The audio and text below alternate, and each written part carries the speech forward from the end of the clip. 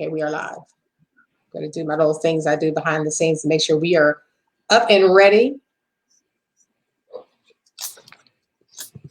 Hey everyone, welcome to Positive Vibe. I have with me this handsome gentleman from the Burgh we know, and his name is Heath Bailey. Heath, I'm going to let you open up and just tell the world how you're feeling on this morning while I do some things behind the scenes to make sure that we are being productive all across all social medias. Oh, wow. Thank you. You're welcome. Thanks for having me, Trey Lou. Lou on the spot now. I'm over here in Dubai, so it's the evening. It's actually 7:30. So good morning to everybody on the East Coast. Happy to be on Positive Vibes. I love the title.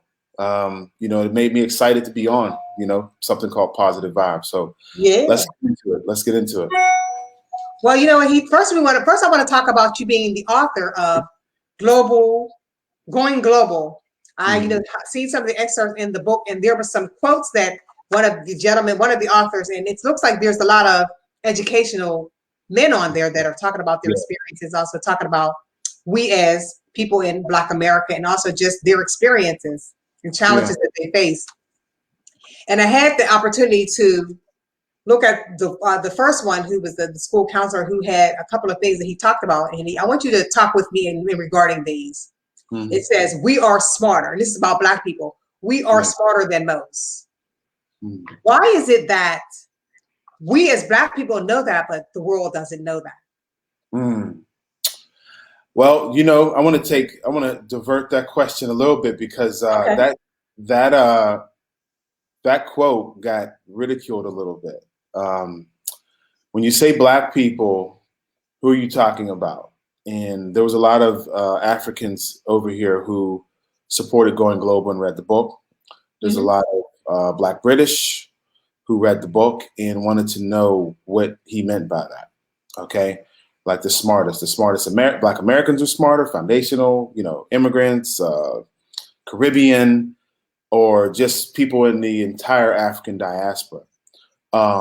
So that was a controversial chapter, to be honest with you, if you read it, because he was talking about the experiences of one particular group of Black people in the States. Wow. But the answer, it was, people asked me about it, and I was like, well, I didn't write it. I didn't write that chapter. You gotta ask him. But I will say that people don't know. I actually believe they do know. We might not know that we're smart. We might defer and look at ourselves from a deficit perspective, but members of the dominant society know how smart we are. Mm-hmm. They know what we have. They know what they damn near take everything. They emulate everything. They call them, you know what I mean? Like they know. I mean, all the dances, all the entertainment, all the hip hop, right. And then a lot of things in the tech world and the corporate world, and some of the things, Parliament started, the whole idea of Parliament and all of that started in Africa. So we might not know our history, but they know definitely what, how strong we are and how powerful we are. One of the reasons why we're continuously being subjugated and marginalized is because if we ever figure out how smart we are and how intelligent we are, we'd be unstoppable. So right. And you know what too, Heath, my thing is that a lot of people don't even know that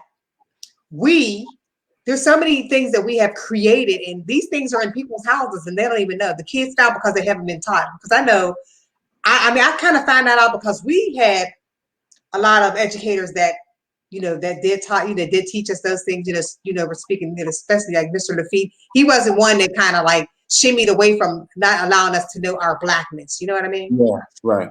Yeah, he was a Southern Black person, so those had, they were more closer connected to the consciousness. Mm-hmm. And nothing against Northern Blacks, but I think Northern Blacks, once we migrated north, I think we got a little accustomed to being accepted and being amongst the dominant society, because we had jobs and things like that. A lot more white collar corporate jobs. Down south, we talk about Alabama, Mississippi, New Orleans, not New Orleans, but Louisiana. some of those places, those Black people were like second generation, third generation, like, out of sharecropper slavery. Like, they can feel that tension, and they can feel even the motherland more than we could up north. Mm-hmm. And I've heard that by many Southern Blacks about, you Northern Blacks have lost your way. I'm like, what? But it makes a lot of sense. I've heard that when I was there too. Mm-hmm. Yeah, it's amazing. Because, I mean, think about the cuisine. You go down south to get the authentic cuisine of the South, right? Some of the soul food, for lack of better words to call it. But that Southern cuisine, some people up in the North, if Grandma died, that recipe was gone. Nobody knew how to make it. Yeah, that recipe was gone when Grandma died. So that's because she brought that tradition. Yeah, that's and that's probably why I stayed in the kitchen with my grandma, not just to lick the bowl, but just to get to know what exactly was being cooked and things like that. Mm-hmm. So when they talk about, and I don't want to stick on his things, but these things had really stuck with me the most because we're dealing in a time where there's a lot of diversity. There's a lot of just craziness going on, and people don't even know who they are. They don't even know where they come from anymore. That's true. That's true. So let's talk about when he said we are more professional, and I find that to be a lot true, but let's talk about that. Well, I think what he meant was, like, let's say a young brother is reading this, and we did write it to be sort of a timeless piece. Everybody wrote to inspire. And when he's writing it, I guess, to actually inspire. Not so much that we're just flat out better. Statistics say we're better. No, I think what he meant was someone reading it, and a lot of young brothers did read it. They can feel a lot better about themselves and conceptualize and think that way. Not so much that he is or we are better or more professional. So now let's talk about education in the United States and versus the education over there in the Middle East. Now we know, some know, or maybe all know that you were an educator. You was in education when you was in the United States. What is the difference of the education systems in the United States versus the one in the Middle East? There's so many. The first I can tell you is culture. In the United States, of course, there's a dominant society and there's the curriculum. So that culture in most schools is just going to be westernized, social engineering, social stratification, just geared towards America and geared in somewhat Europe in history. For instance, when you learn about history, you learn about Europe. Mm-hmm. When you learn about cultures, you'll learn some about Europe, but also you'll learn about maybe some of the negative parts of Africa. Okay, some of the challenging or more stubborn parts. So you'll hear, you'll read about famine, corruption, killings or starvation or something like that. Maybe some tribal wars. But the greatness of our history is what you'll hear in the United States, our forefathers, and then also some of the people in the Europe, all around Europe, who did great things supposedly. Mm-hmm. Over here, it's similar because even though we have an American curriculum, we have a UAE national curriculum. So they're going to learn a lot about the United Arab Emirates, not even so much the Gulf, like the GCC, okay, mm-hmm. The Gulf, those countries, which is like Qatar, Saudi Arabia, Bahrain, Oman, there's a couple more, I think, one or two more, Egypt, but that's what you'll learn here in social studies. Okay, we do have moral education, which is our civics or our civic and community leadership. So our moral education also deals with giving, philanthropy, diversity. Mm-hmm. So there's some similarities, but I would say for the most part, it's almost the same, in regards to it's channeled towards this culture, and then American curriculum schools in America are channeled towards that culture. So the American schools that I work at here, they're pretty much teach us the American way, but we also have Arabic class, we have Islamic class, and we have the UAE social studies. Wow. Mm-hmm. Now you're the author of Going Global. What inspired you to put that compilation together and get those 10 men engaged? Yeah, so I was actually asked. The first guy, Jason, the first chapter, Mm-hmm. the guy that you referenced, he's the one that asked 10 guys. So he's the brainchild behind it. And I had already written my first 2 years here. What I did was I wrote probably twice a week, very lengthy emails. So it wasn't like a blog, but I would send my emails and it wasn't a blog. It was just me sending emails to like 200 people. But in those emails was a story, a happening. Mm-hmm. I was so fascinated by the culture, and I was also pinching myself every day. I was like, people got to, this got to be a documentary. Somebody has to hear this. I can't go to the grocery store and something happened, and I'm like, dang, where's my mom, or where's my brother, or where's my friends? Like, somebody has to see or be where I'm at, and I'm alone. I came over here by myself. So I started writing, and it got to about maybe 90, almost 97, I think. Wow. 97 stories. So if you put that in a book, that's a memoir. I could probably, expand on those stories and make it a memoir. When that happened, in the midst of that happening, the call came to ask me if I wanted to contribute a chapter to the book. I was like, I got a chapter. I got 96 of these. That's nothing. I can give you. And I went and I revisited my first 2 years of writing, and I said, you know what? No, I'm gonna write something for right now. I've been here 2 years already. I'm gonna write something for right now. By the way, he asked me in my 4th year. I was here 4 years. Yeah, so I had a lot of experience because I was here 4 years. But I wrote my first 2 years consistently. So anyway, instead of giving him some old writings, I wrote the chapter from where I was then, and I was expecting a child. I think I just got married at the time, so it was more relevant and more real time. So when you read my chapter, you'll see. When you read the chapter, you'll see the pain I was going through, the abandonment I was going through. I gave a few shout outs and a few pokes in my chapter. People caught them. They felt the poke. I didn't get a shout out for doing a clap jump. No, I'm kidding. Right. That's all good. Yeah. So let's talk about me, because you're over in Dubai. The transition from the United States to Dubai.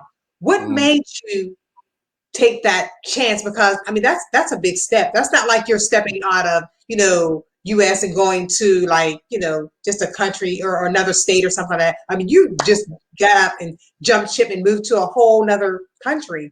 Yeah. What made you make that step? Well, it's funny. I left a 20-year marriage too. Like, my son was 22 when I left. So he was 22 or 21, maybe, I don't know.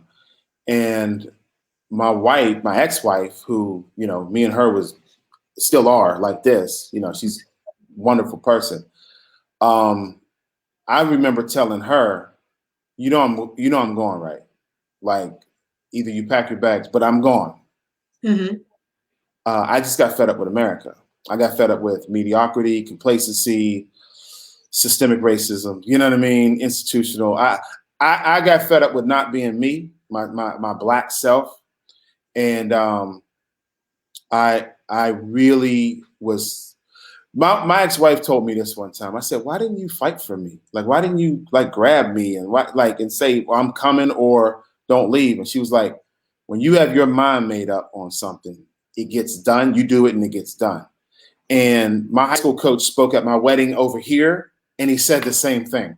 That's leadership. So, yeah, he just told me, thank you. Yeah, he just said, and this was the words he spoke at my wedding here. He said, when he said his mind made up, and I was like, dang, I heard that before from my ex-wife. So yeah, so here's how I got over here. It's in the book too. I gave this girl a shout out. In 2012, I was a principal at Stowe Rocks High School in Pittsburgh. And I'm walking down the hall, and my valedictorian, she wasn't valedictorian yet, but my soon-to-be valedictorian said, can you come to my class? I'm doing a presentation. I said, sure. So I'm like, dang, I gotta go to her class, you know. Yeah, I'm busy, you know, but I'll go. I said I was gonna go, I'll go. So I went, and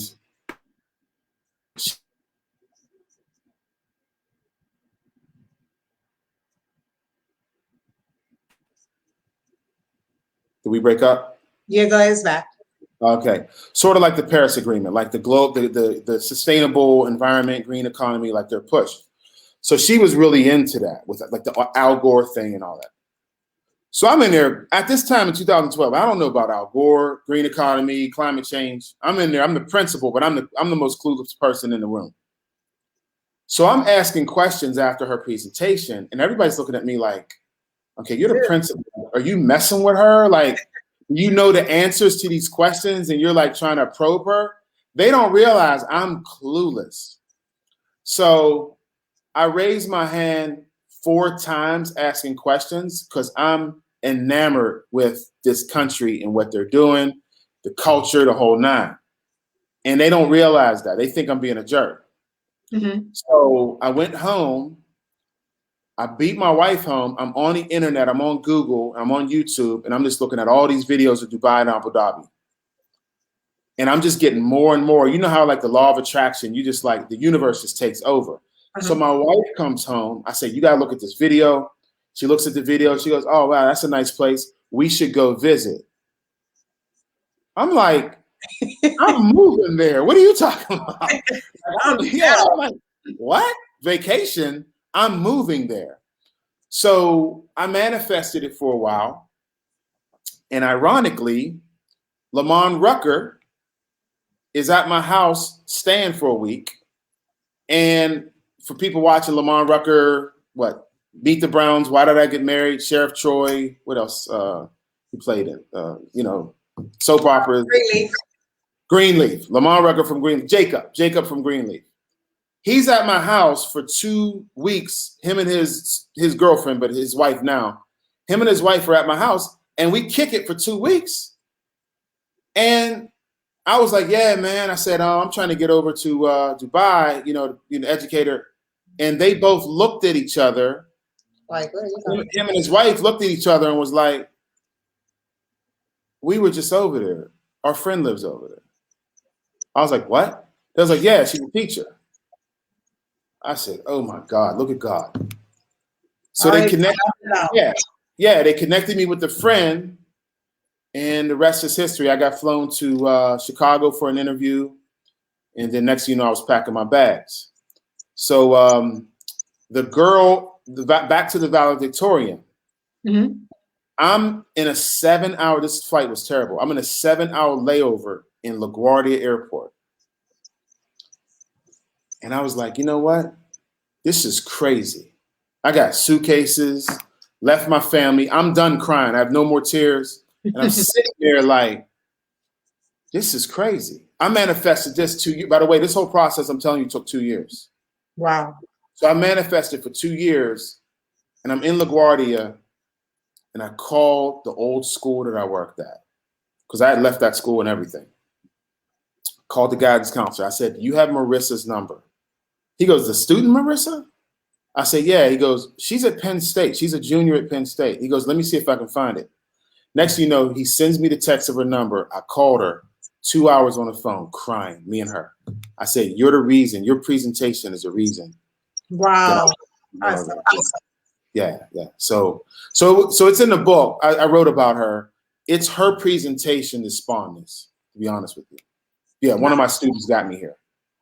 That's awesome. And that was 7 years ago. That was 2013. Wow. And for those of us listening, this is Heath Bailey. He also was an educator at Wilkinsburg High School. So let's talk about that just briefly. We're going to talk about some of the positives. We're going to talk about basketball. We're going to talk about the teachers that have, that were positive influences on us. And because people think that, okay, he's over in Dubai, and they think that it was easy, but it was not easy. Tell us about that so we can inspire someone right now when you're talking about going about. Yeah. Yeah, I want to shout out Chris Womack. He's one of my teammates. He's listening on. Haven't talked to him in years. Great family. My man, I failed off.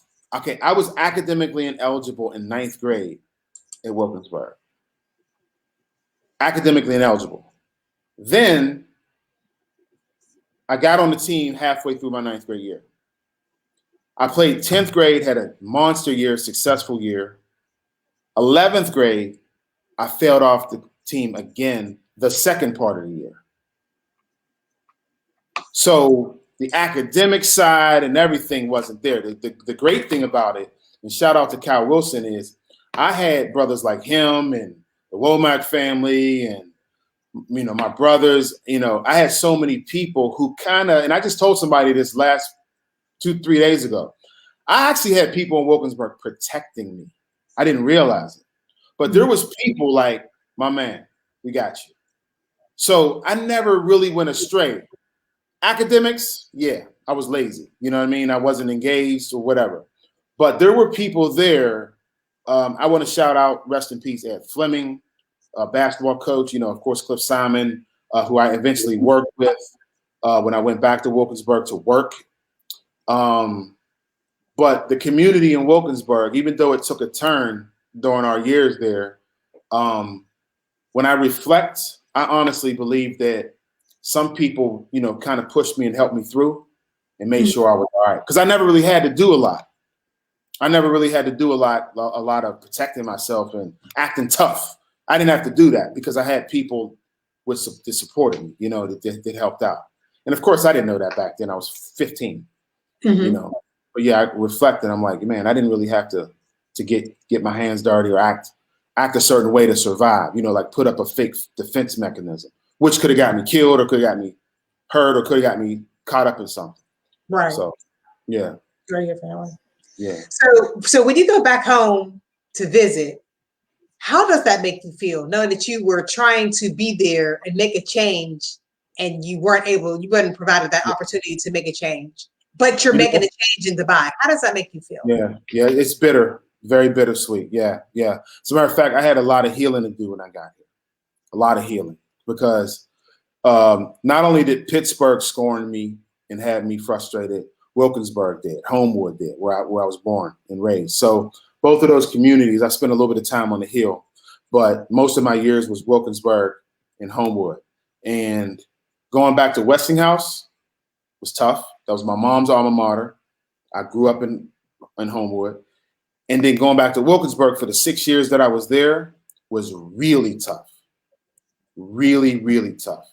Because there was a lot of resentment there, and I don't really want to get too much into it and turn this into a negative thing, but it was difficult. Now, here's what I want to say about that experience. Mm-hmm. I have Facebook now, and I have Instant Messenger. And cats are hitting me up now like, man, thanks, man. Like, we get what you were trying to do. Now, they're 30, 32, 33 years old. And they're like, man, I even got hit up by, man, this was like 2 years ago. About 4 a.m, I got hit up by a guy who I didn't know if he would make it. He lost his brother. And I didn't know if he would make it. He actually did some things. Like, he actually did dirt. Mm-hmm. And at 4 a.m, I got an instant messenger from him. And he was in prison. Wow. And he said, hey, man, I get what you were trying to tell us. Now, there's a silver lining in some of the troubles. And, there was a lot of community talk about me and everything in Wilkinsburg, negative, and some of the things I was trying to create and give. Because when you leave a Wilkinsburg and you play Division I basketball, all you want to do is go back home and go, hey, y'all, there's gold over there in them hills. You know what I mean? Like, you can make it. Trust me. I just did it. And I went back like, yo. And they was looking at me like, man, we heard from the homies you wasn't even on the block. You wasn't up, Hunter. You know what I mean? I was like, huh? Like, man, you wasn't even. They said you was a hooper. You wasn't nobody. I was like, hey, all right, my man. You know, so I was the basketball coach there, the dean of students. Then I became assistant principal. And there was, you know, them young kids didn't really know what they had. But now that they're 30, and there was a Facebook post called "You Played Ball for Bailey If," and it went kind of like viral. You played basketball for Coach Bailey if, and they would say, if you did this, if you did that, and they just went on.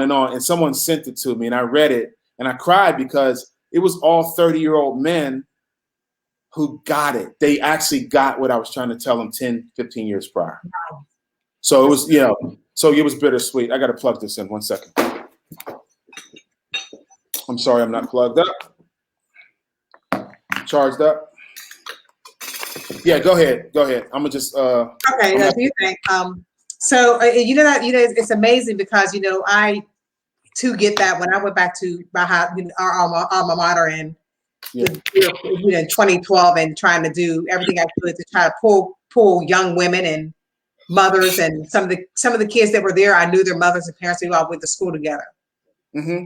Now, what I do want to do is I want to try to enlighten some of the people that are still there in Wilkinsburg in regarding the life that we had when we were there, and also to inspire some that are still there and need some inspiration. Yeah. Here's what I will tell you. Thanks. I'll just plug my. Okay, that's okay. Here's what I will. It was Wilkinsburg when we were there. It was the place to be. I mean, it was nice. It was safe. We could walk from one side of town to the next side of town, and our moms weren't calling us like, "Hey, where you at? Call me when you get there." Make sure it wasn't. It was just for that type of town. Yeah, but you know what? It was a place that people from Pittsburgh left and went to. Wilkinsburg was a destination for people from like the Hill. Like if you stayed in a Chauncey Drive or a Francis or a Whiteside Road, if you lived up Hilltop in Homewood, your destination would be a Penn Hills or a Wilkinsburg at one time. Mm-hmm. Especially because they're both close to the Parkway. Penn Hills and Wilkinsburg are close to the Parkway. So that was a sort of a gateway to Monroeville and, of course, to downtown or Oakland. So Wilkinsburg was a prime location at one time. Still is. I mean, it's going to get gentrified soon. Mm-hmm. So it's still a prime location. Yeah. I think that when I went back, let me tell you this, Trey. Okay. If I went back to Wilkinsburg now, I would do a better job. I went back at 29, 30 years old.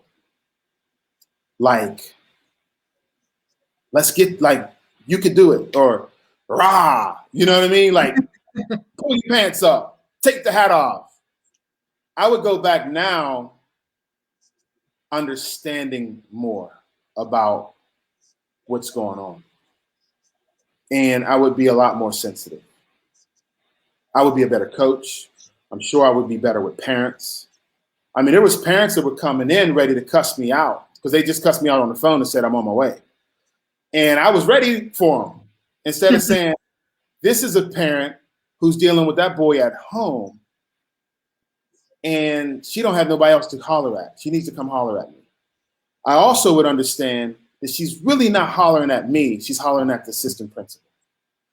She's not hollering at me personally, right? Mm-hmm. She needs to holler. Like some people holler at Comcast. Yeah. They're hollering at the customer service at Walmart because they're going through something. Life's pretty tough.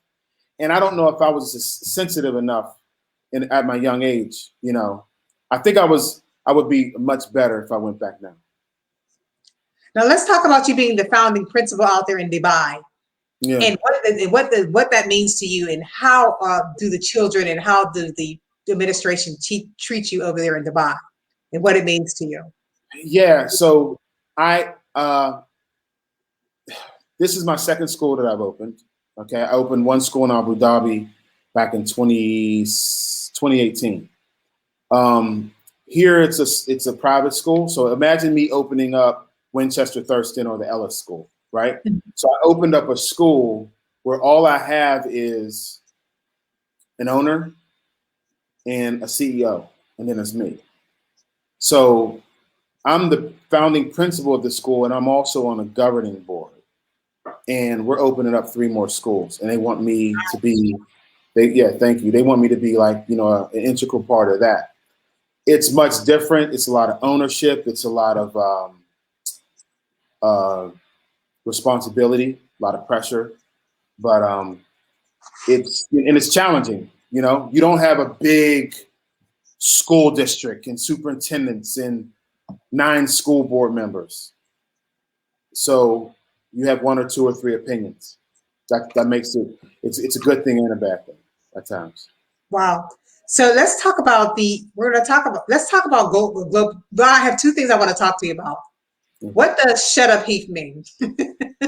Yeah, so I've been working on myself, even back in the Wilkinsburg days, like probably all my life. Okay, I probably didn't realize it until people started to resent me, but I always had an opinion about things. So I would always look at people, let's say, doing something that I don't do, and ridiculing it or being like that's stupid, that's like, why are you doing that? And it just started to be a part of who I was, thinking, okay, if I don't look at it this way, or if I don't do that, why are you doing it? Like, especially if it can potentially hurt you. Let's talk about drugs, alcohol, either selling or using, anything like that. I would always have an opinion. So once I got older, and there was like social justice issues, LGBT, blah blah blah blah blah, politics, all of those things, I would have an opinion, and people would be like, okay, that's your opinion, but you don't have to make me feel bad because I believe this way. And it was almost like, man, I can't stand that dude. Like, why don't you just shut up? And there was times where I was right. They knew I was right, but they did what they did and learned from it. And it was like, damn, I got to deal with this guy. Like he said, he said, you're going to fall in this hole. He told me the hole was there. Now I got to ask him to help me come out of this hole. I got to ask for his hand to reach up to get him out. And here he is standing there. And I'm sitting there like, yeah. So my shut up Heath is, I'm able to get what I want to get off. I'm able to still be that opinionated guy, and then put hashtag shut up Heath to like lighten the load and then maybe put a smile on somebody's face. But I'm still able to say, I don't believe in Kamala Harris. You know what I mean? Like in the height of the first minority woman becoming in the Oval Office at that caliber, I'm able to still say, oh, shut up, Heath. Like, because I still want everybody to know my opinion, right? I still want you to know my opinion, but I gotta do it a soft way or a more diplomatic way. So that's why I started the hashtag shut up Heath. Because my brothers used to say it. They used to be like, man, shut up, Heath. Like, man, shut up, And that's where I get it from. So. Wow. So how many languages do you have at your school, at your schools? How many languages do they teach? Oh my God. What we teach is Arabic, French, Spanish, and English. So we teach 4. But my students are coming in they're all English second language, all of them. I mean, I might have 2 kids from the USA that are native English speakers. But like my nationalities are Philippines, Indonesia, China, Lebanon, Oman, local Emirati, UAE residents, Palestine, Jordan, the UK, India, Pakistan. I can keep going. Thailand. Wow. That's amazing. Nigeria. Let me go in Africa real quick. We got a Nigerian family. We have a family from Mali, Guinea. They're French speakers. We're working on them now. And there's another. Oh, Sudan. And that's not it. That's just off the top of my head. Mm-hmm. Yeah. My school's like the United Nations. I worked at a school here. I was the head of high school at American International School, which has 2,800 kids, grades K through 12. And just in the high school, what I was responsible for, had 800 kids, 860. And we had 85 nationalities in that 860 kids. And one day I was walking down the hall, and I saw this real handsome young dude. He might have been like 10th, 11th grade, played football, popular dude. And I'm looking at him, I'm like, dude looked like he's from like Wilkinsburg. Like he just looked, I was like, a statue. Yeah, a little swag with him. I said, bro, where you from? He said, Botswana. Crazy. Yeah, he looked like he's from Detroit, and he's from Botswana. And I was like, all right, my man, what's your name? And, he kept it moving. He's like 10th, 11th grade from Botswana. So, yeah, maybe the nationalities. What's that? I said, maybe he's seen some Wilkinsburg videos. Yeah, I don't know. I mean, he had like, Jordans on, whatever. Like he just looked like he's a brother from the U.S. So, yeah, real multicultural place here in Dubai. Now I know, like, and outside of the U.S., there's there's your international exchange students, because we had some at Wilkinsburg a couple of times. What are the chances of a person that is in the United States to be an exchange student coming over to Dubai? Is that even something that's even possible? I don't know. That was just off the fly. It's a topic of discussion right now. It's funny you ask. It's a topic of discussion right now. I'm involved in a organization called the UAE Africa Network. And so many people come together at this UAE Africa Network. When you come over, we're going to go to a couple luncheons and meetings. There's 3 meetings a week. Yeah. One meeting is during the day. It's at 1 o'clock on Wednesdays. So I can, during our Easter break or our holiday, I'll be going to those. It's at an African restaurant. It's beautiful, beautiful people just meeting and networking. And then they meet on Thursday at, Fogo de Chao, like the Brazilian restaurant in the States. We meet there on Thursdays. Actually, right now they're there. And then on Sunday at this place called the Crab Market. And they just kick it. And, every time you go, you're going to meet someone different, and your network is just going to grow. And not just so much your network, but you're going to have access to so many things because of your network, because you went to these meetings. So I'm trying to, tell some people to really get involved, because we have a culture of people over here also that says, oh man, I didn't even hear about it. Or I didn't even know. I'm like, okay, I told you that, I sent you the text, or, So I want to get more people involved. Once you go, then you'll be a part of it. You'll get, I see what he means.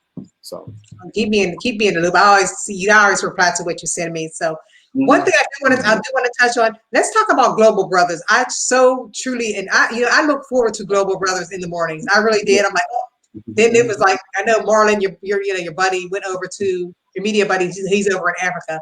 Let's talk about Global Brothers, because I know it's going to be coming back soon. I cannot see it just going away, not coming back, because it helped so many people, and it also helped me. I've met some great people out there in Dubai, Africa, and all across the globe doing great things. Let's talk about Global Brothers, and when can we see Global Brothers come back? And for those who don't know, let's explain what it is.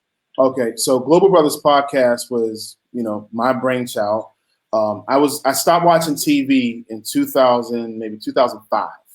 Okay, and then I stopped watching sports altogether. No TV, no sports, and I started to watch like documentaries, Netflix, whatever, Hidden Colors or something. And I got really into educational stuff. So when the podcast boom came around maybe 2010, 2012, that wasn't the boom. That was like the beginning of the podcast. When it came, I started watching podcasts because I was like, I don't like TV. I don't want to watch some sports anymore. I really want to, feed my brain and watch something constructive. And then when I got over here, like I told you before about like when I started writing, I was like, man, people got to experience this. I started talking to people about a documentary about my experience. And then I started thinking, man, I need to have a podcast about my experience, or a blog. And I was at the Dubai World Cup, and my co-host is in the fashion show for the World Cup, the horse races. Me and my wife is there, and then he was dressed so nice. We took a picture with him, And then he tagged me on the internet of the picture. And then we inboxed. 2 hours later, we're having dinner. And we're just getting to know each other. He's a cool dude. And I was like, hey, man, I always want to do a podcast, man. And he looked at me and he goes, me too. Wow. And I said, well, I already got everything. I just don't have the editing, the camera, and the microphones. I said, but I got the name, Global Brothers Podcast. His eyes lit up and was like, let's do it. So our first episode was in Abu Dhabi. We covered the white party. Now, if you think Diddy's white parties are lit, the white party in Abu Dhabi is double, triple that. Wow. It's amazing. Yeah, it's an amazing experience. And people from all around the world go to Abu Dhabi white party. So we covered that as our first episode. And it just took off from there. The thing that I'm okay with is Marlon is starting an app, my co-host. He's starting an app in Africa. So he's in Rwanda. He's in between Rwanda and Kenya. And this app can literally change Africa and maybe the world. So we've paused Global Brothers Podcast, and it was okay to pause it because we didn't monetize it. Mm-hmm. Okay. What we wanted to do was we wanted to build the following, build the content, get better equipment, learn, and then someone buy it, and that's the goal. We want to build it up in this region of the world and then sell it. So it's, we own everything. We have some amazing episodes. You're in, so many of them. For us to get Akon, Lamont Rucker, Ime Alaquiva, you, Leon Ford, you know what I mean? We even had Mike Logan and had to cancel him. Wow. And he won the Super Bowl. So there's a lot of startup podcasts that don't get people like that. We had Damon Young, very smart brothers. Yeah. So, and we had Damon Young when his book came out. Who can get him? He was on a 27 city book tour when we had him on our podcast. So, wow. Yeah. So when you look at the analytics, the following and everything, someone would have to really look at this region of the world and respect what we're doing and then say, you know what, I think you guys got something there. And we do. I'm just a principal of a school. He's starting an app. So it's kind of hard to just focus on that when it's not monetized. But we're on, for you guys listening, Global Brothers Podcast is on YouTube. We have a YouTube channel, so you can watch the video, and then also Apple, Spotify, and Google. So. And how does it feel to be, with your little Princess Maya? How is it? And tell your beautiful wife, Trey Lou from About say hello. She knows who you are. She knows Trey Lou. Yeah, definitely. Beautiful family. I can't wait to come over and meet you. Definitely. They're doing well. They were away, for a long time, 10 months. So I seen the video. It had me crying when they came back. I didn't even cry. Did you see that? I was just amazed. I cried for you. Thank you. I was in shock. But they were gone for 10 months. What happened was they went to Ethiopia to visit, and COVID hit, and they got stuck. So it was, and then I was starting a school, and the timing, the flights, nothing matched up. Wow. And I was like, oh my God, that is so beautiful. And it wasn't even, and even if I didn't even know you, it was just like, I felt that, I really felt that because I know you and I know where we come from and how we love like we do. And I was, and how we're family oriented like we are. And it was just like, wow, I just couldn't fathom, you having your life and really on that page where you really always wanted to be and have that wife, that child and the baby and be away from them for 10 months. And you're in the middle of your career where you're starting and you want that person that you can kind of, bump stuff, bounce stuff off of their away. Mm-hmm. Yeah, 10 months is a long time, but I will tell you, people from Wilkinsburg, Pittsburgh too. I think we're cut from a different cloth, to be honest. We are. Yeah, I had a meltdown. I'm talking about one of the ones where you can't breathe. What is it called? The anxiety attack or something like that. Mm-hmm. And I was balled up in a knot in the bed, and it's on my couch. And I woke up the next day like, all right, like it was gone. Like I had my little moment, and it was like, all right, check these emails. I went out and ran, made me a little burger. You know what I mean? Like it was like I didn't have this episode last night. I just let it out. All right, let's go. You know what I mean? And that might be from like if you did something in the hood, you know, you got into it with somebody or whatever, and then you just went to go get a huggy or something. That was a Fleming. That was from Fleming. Yeah. Our upbringing, we just, you know, we can rub it off. You know, you're going to go through something, but we can go, all right. And one of the things that I was telling my wife was, I said, we're going to get on the other side of this. And she goes, yeah, babe, we are. Like, there's another side to this. So what I tell my teachers or any of my students who are having problems is the other side is what you need to be focused on. Forget what's going on right now. You're going to get to the other side of it. Swim, whatever you got to do, but get to the other side of it. So the whole time I was saying, I'm going to get to the other side of this. I know it's going to, because I didn't know it was going to be 10 months. I know, you know, with COVID in the airports, I didn't know how long it was going to be. Right. Yeah. Well, so speaking of COVID, how has COVID affected the educational system out there where you are in Dubai? Well, the families. Yeah, thank God. My school. We've been very fortunate. Okay, we have had some cases. I had COVID January 1st.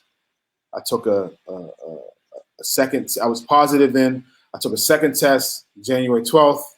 Positive again. So I was home almost the whole month of January. My symptoms, you know, were up and down. You know, never life threatening, but you know, I had body aches and you know pains or whatever. But then I had 2 or 3 staff members out. They were out, and actually, me and 2 other staff members were out at the same time in January. But then recently, we had a couple of staff members go out, so we had to close some classes and put them online. The population, you know, they opened up the country for New Year's. I think maybe Christmas and New Year's. They just opened the country up. And people flew in and went crazy. They flew in, you know, from all over the world, went crazy, had nice parties or whatever. And, you know, the numbers went up in January, big time. So, I'm sure. Yeah. So, yeah, the numbers went up, and they're still climbing. They're still climbing now. Is it mandatory that you guys have to wear masks out there?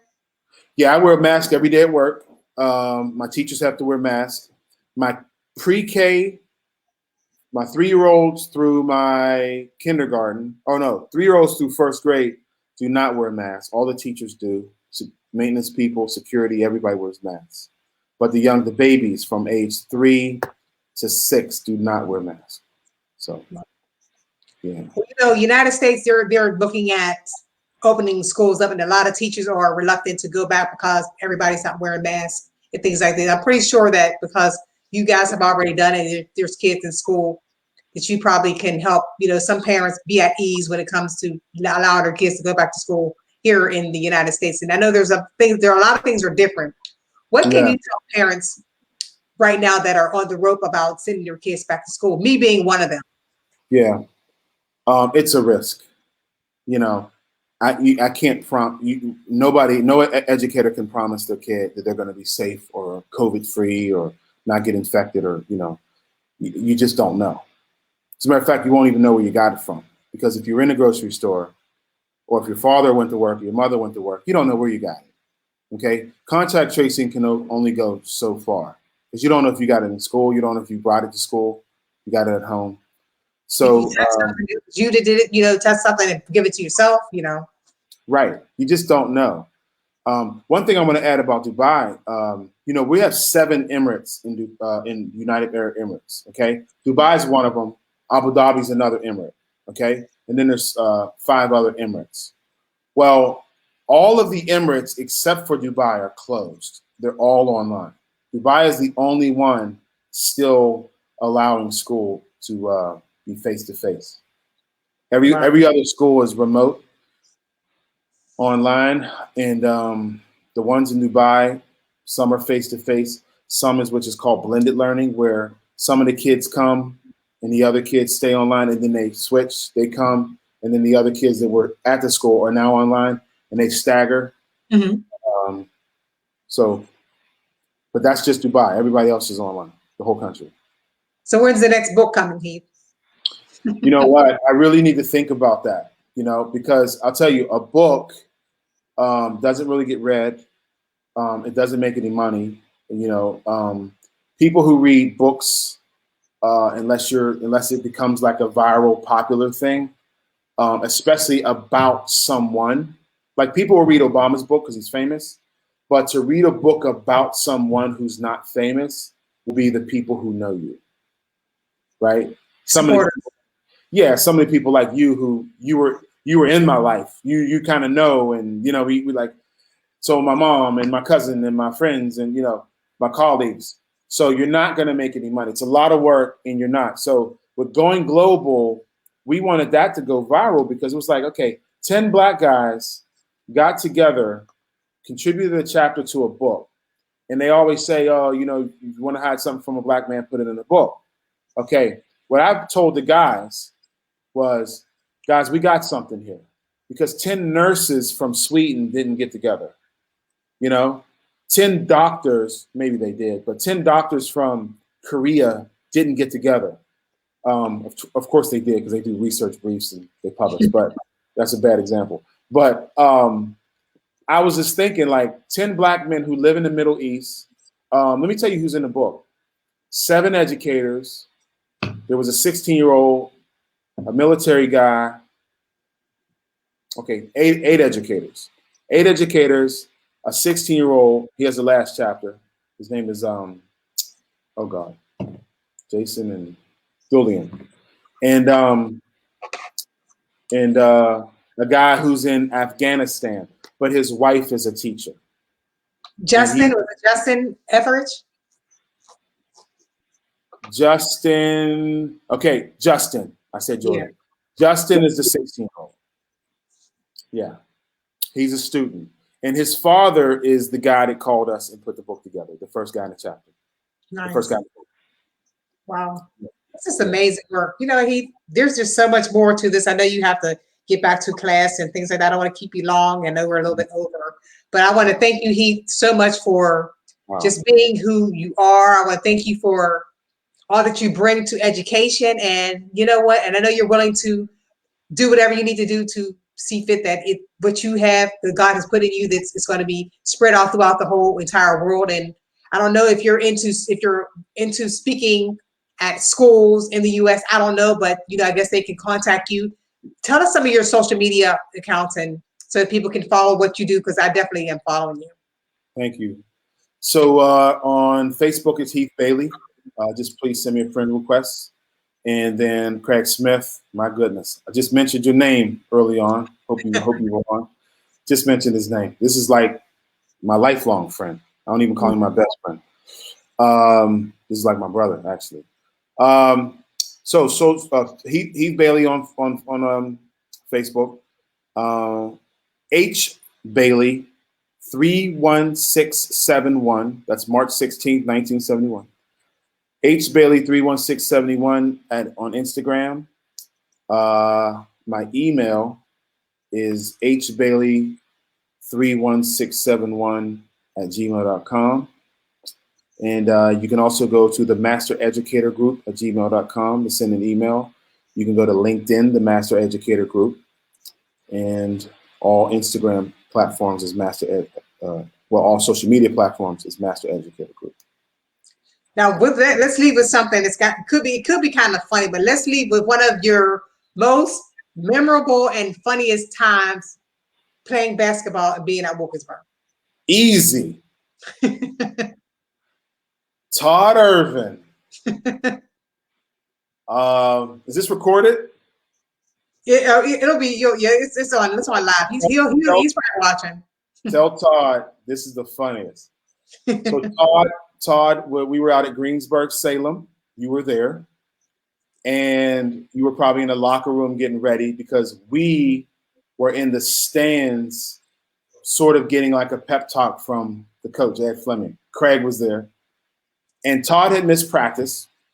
And he had to run 50 steps with a medicine ball in his hand or skip the game. So he could play if he would run 50 steps with a medicine ball or not play. So Mr. Fleming in front of everybody said, you can play if you run 50 steps with the medicine ball, or you can sit this game out. And Todd chose to sit the game out. Wrong answer. Mr. Fleming said, you're fired. And he goes, take his uniform and sent him to the top of the stands. And he had to sit at the top while we played the game. And it's funny because I don't think I started that at that time. I ended up starting that year. But at that time, I don't think I started. And I started that game, had 16 points, and we won. And without our best player. Wow. Yeah, he was the best. He was phenomenal. I mean, he was amazing. And yeah, we ended up winning that game. So, but Mr. Fleming said, you're fired. Take his just when everybody thought Trump made up you're fired, right? No. Exactly. Right. He said you're fired. And it was so hilarious. Actually, we were scared at the time. It was funny later. We were like, oh my God, Todd's kicked off the team, So yeah, no, it wasn't funny then. So no, hopefully we can all come and join you. I would say we get on a bus and just come and join you at one of your you have basketball at your school? We do. We have a academy there called Jam Academy. So they have basketball, soccer, which is they call it football here. Basketball, soccer, and gymnastics, and there's 4. Basketball, soccer, gymnastics, and oh God, I forget the other sport. Cheerleading. Come on, get it together. Yeah, basketball, soccer, gymnastics. It's telling your age. Oh goodness. Yeah, we have 4 sports. I forget the 4th one. I don't know why I'm forgetting it. Karate. I don't know how to do that. But Yeah. We have karate. Yeah. In this region of the world, the popularity of sports is different. So even I would say basketball might be the least popular here. But karate, gymnastics, and soccer is huge here. So if anybody challenged you to get on the court, well, I think I've seen somebody challenge you to do some basketball. Yeah, with the kids. Yeah. It's funny. Yeah, man, they don't play much here though. This has just been an amazing. Rayanne sends her love. Thank you. Oh, Ray. Yes. I saw Jamaica too. Yeah. This is crazy. We just had a wonderful time at Wilkinsburg. We were so like family. There was no one never not allowed to be on your porch or be in your refrigerator when we grew up. It was just amazing. We were outside. You remember that? Yeah. All the time. Wow. So if you can have something from Angelo's, what would it be? The cheesesteak. Oh, why were those so good? What were they? I was just talking to somebody about those the other day. Or what wouldn't be the Angelo's special? Oh, I forgot. Oh, with the sauce on it and the salami, I think. It was everything on it. Yeah. Yeah, it was in everything. Yeah, the Angelo's special. With the sausage and everything. I hope Craig's still in the room. I got something to say. Let me see. Craig, is he still there? I don't know if he is. Hold on. I think he's still here. I hope he's still here. I'm gonna just say, Craig, we got some of the finest girls in the burg on the room. Well, I think he's married now. Yeah, Broadway, Rayanne.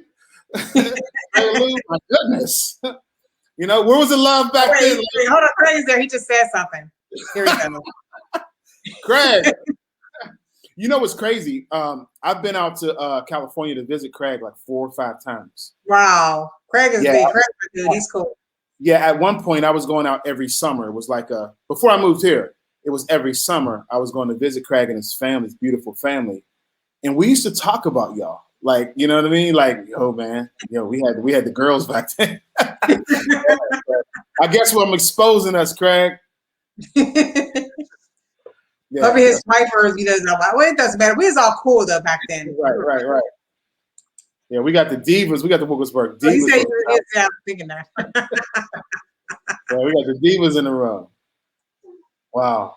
We're just missing Amber, and there's a lot of people that may be at work and things like that too. But they'll see it. They'll see it later because I'm going to send you it and everything. Wonderful. Too. Shout out to Amber. Let me get it. Jonette. Meredith, Tanya. Who? Maria, Tanya. Tanya. Yes. Maria. Oh my goodness. I'm trying to think who else. Marsh. There was a lot. There was so many. There's many of us, and we all, from generation to generation of our cheerleading squad, we always kept together. You know what was beautiful? You guys went back, right? Yeah, I did in 2012. No, y'all went back and took a picture of cheerleaders. Y'all were cheerleaders. No, they had an annual thing. Yeah, I was busy. I didn't make it. Like one of our things. When I saw that picture, it was crazy. Big Ray. Yeah, I seen. Wow. Wow, Heath. I'm glad to see you doing your thing. It's just this is like a reunion. It is. Yeah, you got a nice. You stay connected to everybody. I do. I'm a communicator. I've always been like that. It's just a gift, And not everybody wants to speak to people in their past, but if you came in my path for a reason, I feel like we're still obligated to have some type of communication, no matter what it was. It could be good or bad. It doesn't matter. Yeah, because I believe that too, and I tell teachers that all the time when they leave, or or I leave. But I'll say something like, we cross paths in life for a reason. I say that a lot, and our days at Wilkinsburg, you got me all goosebump looking at Janika, Rayanne. You know what I mean? Now I worked with Rayanne in Pittsburgh Public Schools. Oh, okay. Yeah, we were both administrators. So yeah. So definitely reconnected with her back. Craig burn out his heart. Look at Craig. Oh, I love you. Oh, Craig. Hey, Craig, chill with all the mushy stuff, man. Yeah, I got to get back out. I'll let you know. I had a gentleman that was on earlier. His name is Nelson Render. It's him. He's actually a principal down here in Atlanta. I went to his school. And let me tell you something. His school reminds me of Wilkinsburg. When we were back there, I went there, talked to him. And actually, I told him, I said, when they was having a pep rally today, I was there at a school in Atlanta. And I told him, I said, and it was basketball. I said, Nelson, let me tell you something. I said, I cannot leave here after we talked and had our meeting without going to the basketball game. Right. Went to the basketball game, and they were just as hyped as we were when we were in high school. He has a great school. He has a 90%. He has a 90% graduation rate. Good. Yeah. And maybe that's 99%. Yeah, let me tell you something. That's what it's all about. I mean, the student affairs, the out of class experience to have fun, but then getting it done in the classroom and graduating the kids. The only way we can eliminate the disparities in the world is graduate these kids and get them off to a career technical school or college, university. I definitely want you to. Hopefully that Nelson reaches out to you. He's doing just magnificent work. And the kids, let me tell you something. The kids were poised. They were so polite. They were not rude. They were like, hi, yes, ma'am, whatever. When I went there, and they kind of treated me like I was home. It felt so good. The administration was good. They were all on point. Everything was dapper. The school was clean. Awesome. He's an awesome guy. Also a saxophonist too. Oh, really? He's a good guy. He's in Atlanta? He's in Atlanta, yep. His school is called Lovejoy High School. Oh, okay. Beautiful. Yep. Wow. Yeah, I'll look it up. I just put in the chat. It might be a private chat, huh? Did I private chat you? No, these are coming in. These are coming in. Okay. You should be able to put some. They're coming in. Wonderful. Okay. Wow. Yeah, I'm gonna look up his school and reach out to him. Yeah, he's a good guy. I absolutely love this school. Feel the whole layout, the layout of the school was clean. The football field was clean. Everything. It was just really nice. He's definitely a great guy. Well, Heath, I held you captive for long enough. Everybody is showing you love. So whoever said that they wasn't going to show you love or didn't like you, we love you, Heath. Thank you. I can't wait to get out there. November. I'm coming. November is a good time. I'll meet you at the airport. Yes. November is a great time. A great time to come. Okay, anytime between October and March is the best time to come to Dubai. I will definitely, anybody in the group, come to Dubai. You know, So Brandy Fisher was here. tell them what they should have. What should they do to make sure that they won't have any type of stops or any type of interruptions as they try to prepare for Dubai from someone that's in Dubai. Yeah, just I mean, there's really nothing. This is a westernized city. It is really not too many restrictions. There are some old stories from way back, but they've been pretty liberal here. The one thing I could say is, of course, you can't bring like any. I hate to put this on this, but like a sex toy will get flagged at the airport. Okay, marijuana will send you out the country if not put in jail. So the drugs, no. Of course, have your passport and everything ready. And then other than that, there's nothing. But they do have strict laws on drugs of any kind, and then sex toys. A lot. Sometimes there was a principal that came in, and she didn't. They actually took her from the airport to a police station, and then they took her back to the airport. She had to fly back to the UK. Sex toy? Yeah, she had a sex toy. Yeah, yeah. I mean, this is a Muslim country. Depending on who was at the gate, it's conservative saying nope, you can't come. I'm calling. They just lifted. It used to be a situation where if you had a live-in boyfriend, shacking, shacking, that was against the law. You had to be married to live, and they lifted it only like a year ago. They just lifted that. Wow. Because, yeah, I mean, they weren't enforcing it. That's the thing. So people say you can't do it. Well, my girlfriend, my wife now, stayed with me before we got married. Like it wasn't an enforceable law, so they just lifted it because no police officer knocked on your door and said, "Is she your wife?" So those were myths because the law still stood, and it was taking people away from tourism and stuff like that. And they didn't do it. So I know my son would come out there. Pretty liberal. Come out there. Yeah. So well, Keith, I know you got a lot to do. Keep me posted on your principalism, should I say, and all that you do. Give your wife a beautiful hug and Maya a beautiful hug for me, and tell Rob I said what's up.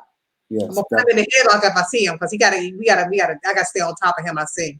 Definitely, yes. You got to keep Rob here and healthy. He has a lot of children. Okay. Who, Rob does? Rob so that means I got to put the whole football squad in the headlock too. Then.